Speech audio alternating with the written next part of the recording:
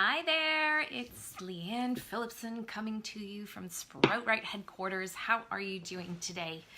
Sorry to be a couple of minutes late. Just had some tech stuff I had to figure out just for a moment and grab a few props to show you. So today I want to talk about barbecuing.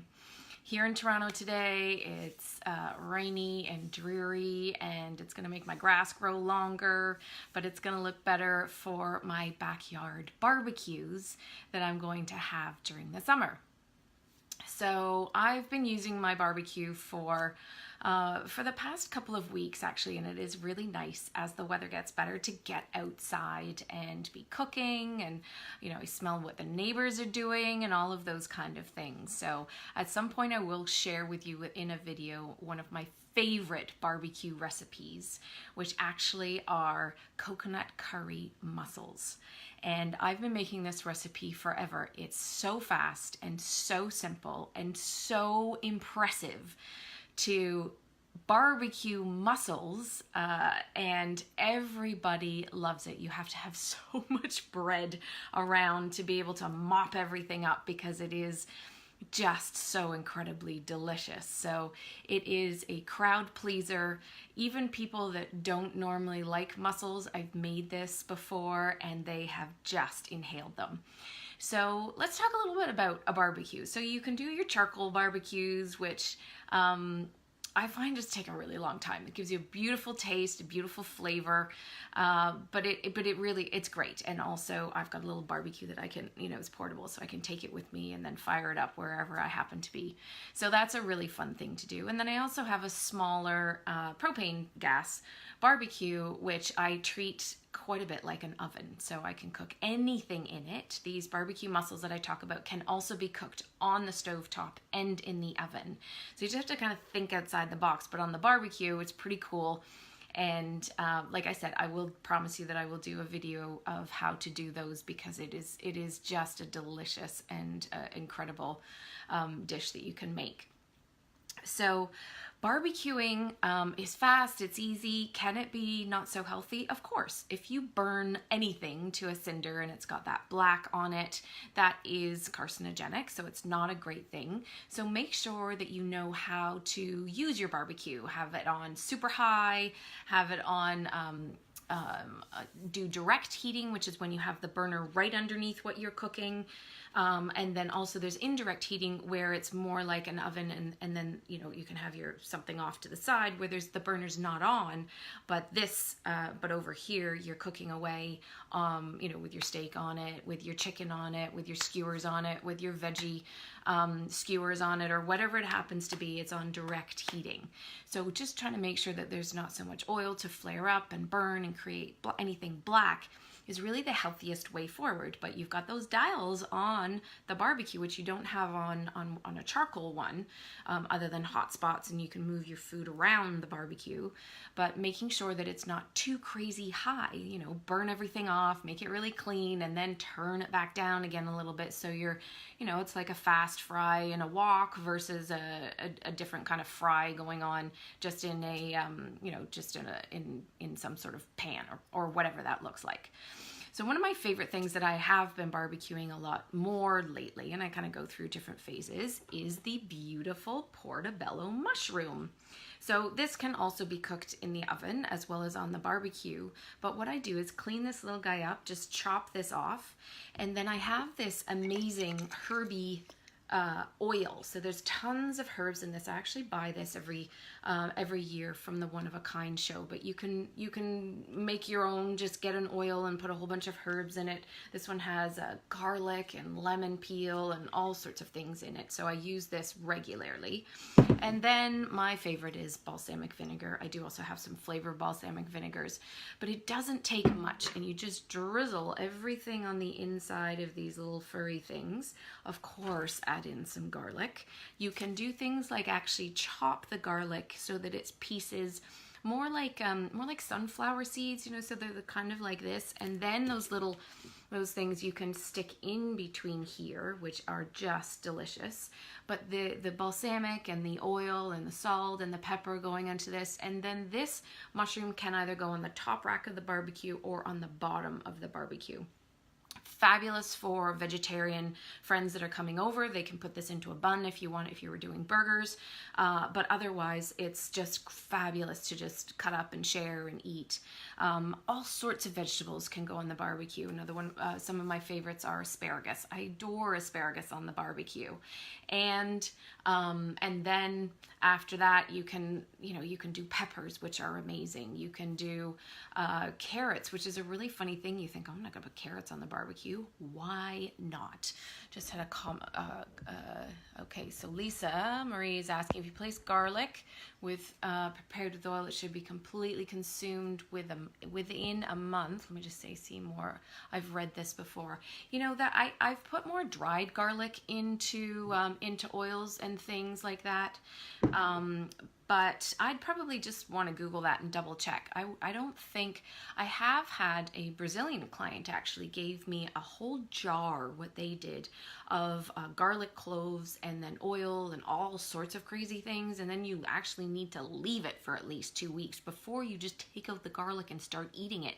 It was the most incredible flavor, garlic breath, but not in the same way as if I just sat here and mowed raw garlic. My immune system would be rocking by that time.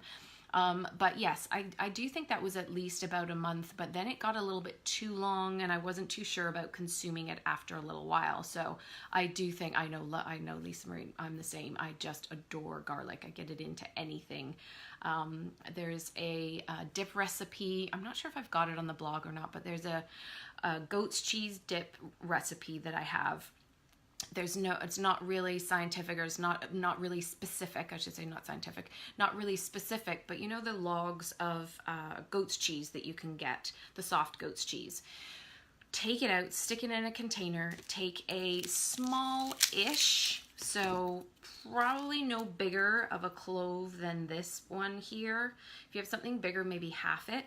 Squeeze it through your garlic press. Put it into the container along with the goat's cheese, and then maple syrup. Start with like a quarter of a cup and mix and stir, mix and stir, mix and stir, and then taste it, and then go back and taste it again. You might need a little bit more maple syrup, depends on your taste. It is the best dip on the planet. There's lots of dips out there that I absolutely love, of course, but this one in particular I take to every barbecue that I'm invited to. And then I take Mary's crackers because they're hard. So this goat's cheese to dip into, if you put like a tortilla chip, it just breaks. So that kind of thing is really amazing. And it's just such a delicious and simple dip that you can just pull off in 5 minutes and then you can go. Because if you're off to someone else's backyard for a barbecue, then normally it's like, quick, what is it that we need to take with us? So then off you go with that too. So those kind of little additions are tremendous. On the blog, I'm sure somewhere there is the my favorite quinoa dish, the curry quinoa dish with dried apricots. You could also use raisins, but that's a tremendous one for a backyard barbecue as well. Whenever you're doing something like this, you want to have a few things on hand so that vegetarians and plant-based eaters are really well looked after, as well as your meat eaters.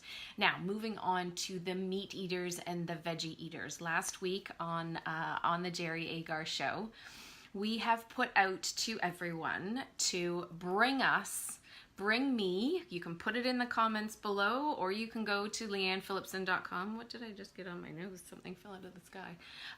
You can go to liannephillipson.com, and there is an area there where I want your suggestion of what is the best burger that you have come across. This is a store-bought one. Another time I'll do like, give me your best recipe. Absolutely. Of course, Lianne, gotta remember you veggies. And hang on, don't go away, because I got more to say about the burger thing. Really important to have both things going on. Now, I have not come across a veggie burger yet that tastes great, that it doesn't have to be a burger. Don't try and make it taste like a beef burger. Like, give me taste and flavor and something that does not fall apart on the barbecue. I personally have not come across that yet that has, you know, some good ingredients in it. So part of this burger challenge that Jerry and I are doing, which we will, we're gonna find a date. We're just working on that right now, finding a date and a place to have our backyard barbecue. And then we're gonna have this burger off because Jerry is all about the beef burger and all that kind of stuff. We've got a really fantastic history of burgers. Dr. Pranger's California Burgers, sold at Costco. You emailed me. Thank you. That's fantastic. We've got our first vegetarian entry. So part of this challenge is that we find a really great meat burger and we find a great veggie burger. We got to keep the plant-based people involved in this backyard fun. And who doesn't want to just have like a backyard burger sometimes with the bun and the gluten and the sauce and all that kind of stuff, because it's just kind of a part of stuff. Or just don't have the bun and have, you know, you can make it healthier and put lettuce around it and do all of those kind of things. But sometimes it's like, here's for the vegetarians, here's for the meat eaters, because sometimes the meat eaters will head over to the veggie stuff if you say, oh my God, this is the best burger ever. So thank you, Lianne, for that. Anyone else that has come across a meat burger, beef, or anything else, some sort of animal-based burger that you put on your barbecue for when people come over, I want to know what it is, and it's going to go on our list. And then we're gonna all get together, a whole bunch of us from the station, and then we're gonna go, the radio station that is, we're gonna go through a bunch of these burgers. I'm gonna try the meat burgers, which is not my favorite thing to do. I'm very particular if I actually have a meat burger, what it is that I'm eating, but I'm gonna try all of those. And then Jerry's gonna try all the veggie burgers, because that's a complete stretch for him. And also, if I've got the recording and we put it out on social media, the recording of Jerry and I last week, if someone can bring him an awesome veggie burger, he will then buy you a couple of boxes for yourself out of his own pocket, because he's like, there is no such thing as a good veggie burger that he might actually enjoy himself. So I need your help. I need you on this, because we have got to get him to eat healthier. It's just one of my missions. He's such a tremendous guy, and I love arguing with him on radio every week. It's so great, but I do genuinely, just as I do anybody else, but I do genuinely want to help him to be a little healthier. So if we can find him a decent veggie burger that he might actually have some other time other than when we're actually going to do our taste testing, it would be amazing. So again, over on liannephillipson.com, you can put your entry in there. Lianne, you just emailed me. Put something underneath the Facebook Live here. Let me know. And what we're aiming to do is sometime in the beginning of June, we're going to have our burger off. We're going to make the burgers. I'm going to have, you know, some questions and things like that. Some charting, some marking way of really going along and saying, okay, we got a 4 for this. We've got a 3 for this. This is like cardboard burger, you know, meat burger or otherwise. This is terrible. So then there's going to be a bunch of us that are going to be going through, and then we will have an overall winner. I'm going to publish as well that checklist, and if you too, as an excuse to say, okay, Lianne's doing this, so why don't we do this as well? Go out and get a bunch of burgers, and then you can have your own little taste tests and see what it is that you and your friends love. It's just a great way and a fun way to get together. I don't want to say that anybody's burger sucks. That's not the point of this at all. It's just a fun way to get us into summer, because boy, oh boy, has it been a long time coming for us to have some great weather and even think about getting outside. So because of that, and because of my history of burgers with Jerry, one day on air when we were still on Sun News, when it was still going, they actually brought a burger on live TV for me to eat, and I refused. And that was probably about 3 years ago. So he thinks I've come a long way, because I will eat a particular grass-fed burger that I know everything that's in it, and I do thoroughly enjoy it if I'm going to have some sort of beef burger. So that will be my entry to it. Jerry can bring his own, and then we need help with these veggie burgers too, and need help with your meat burgers. You know, do you go to Loblaws? Is it a PC one? Somebody told me about something from Sobeys or another brand or whatever. Whatever it is, we're gonna go and buy them. And then we're going to taste test them so that moving forward, then your backyard barbecue can be just as much fun and super tasty and healthy. I'm gonna go over all the labels. If one burger has got like 30 grams of fat and tons of sodium, I'm gonna call it and I'm gonna say, go have this burger, but no more salt for the rest of the week, if that's what you want to do, because this is the burger that you want, so that you're informed. You got to make these choices. If you want to do this, then this is going to be the best case option. Taste is incredible. Be aware that there's either high fat or sodium or whatever it happens to be. So these backyard barbecues that we're going to do, and going to have things like beautiful portobello mushrooms and other veggies that are so good to have on the barbecue, as well as this really fun challenge for the burger too. So please share it. Tell your friends. Just say, hey, what's your favorite burger? Ask your vegetarian friends, what's your favorite veggie burger? Come on, we need names, we need submissions. I need to know, because this is not an area that I've really dabbled in a lot. I kind of got stuck on my grass-fed meat burger, and I've stuck with that. I'm pretty loyal to those kind of things. But all these other veggie burgers, come on, you gotta let me know. So get out with that backyard barbecue. There's going to be lots more stuff coming, and lots more ideas of drinks and hydration and all those kind of things in the coming weeks as well. So thanks for being on live with me today.